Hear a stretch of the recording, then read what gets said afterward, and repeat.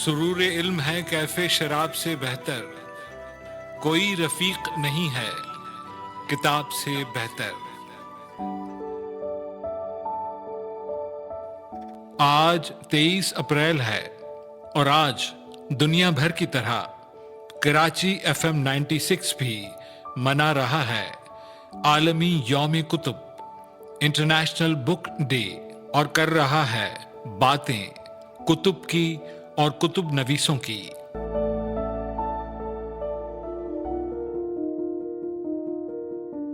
آئیے سنتے ہیں اس موقع پر کتب کی نشر و اشاعت کے اہتمام کا کئی برسوں کا تجربہ رکھنے والی معروف ناشر یعنی پبلشر راحیلہ بقائی کتاب کی اہمیت کے حوالے سے کیا کہتی ہیں۔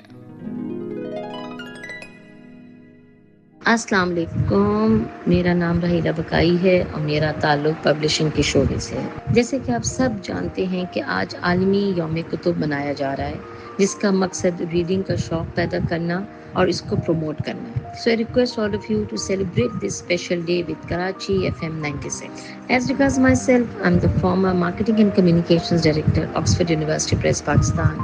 Worked for this organization for 23 years اور یہاں بہت کچھ سیکھا ہے۔ Presently working as Director Communications and Outreach, Lightstone Publishers.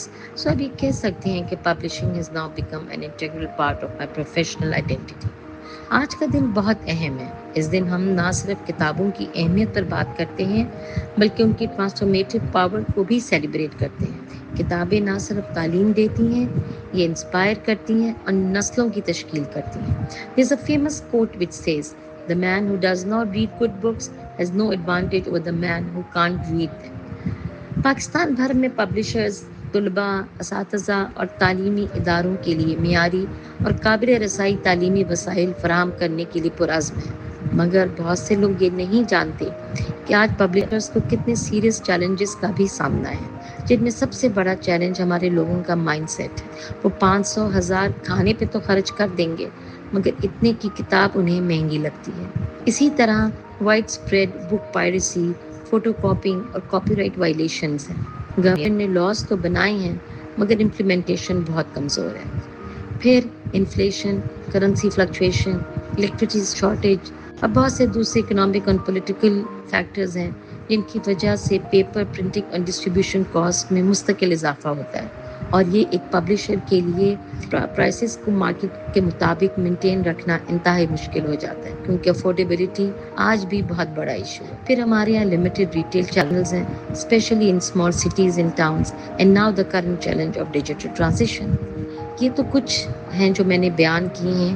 ہمارے ٹیکسٹ بک پبلشرز کے تو اور بھی بہت مسائل ہیں جو وقت کی قلت کی وجہ سے یہاں بیان کرنا مشکل ہے، مگر ان سب چیلنجز کے باوجود پبلشرز اپنا کام کر رہے ہیں، کیونکہ ان کا ماننا ہے کہ books are not just products, they are the foundation of learning, critical thinking and national progress.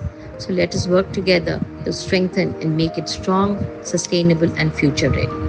ان الفاظ کے ساتھ میں کراچی FM 96 کا شکریہ ادا کرتی ہوں اور آپ سب کو ایک دفعہ پھر عالمی یوم کتب کو FM 96 کے ساتھ منانے کی دعوت دیتی ہوں۔ شکریہ اور خدا حافظ۔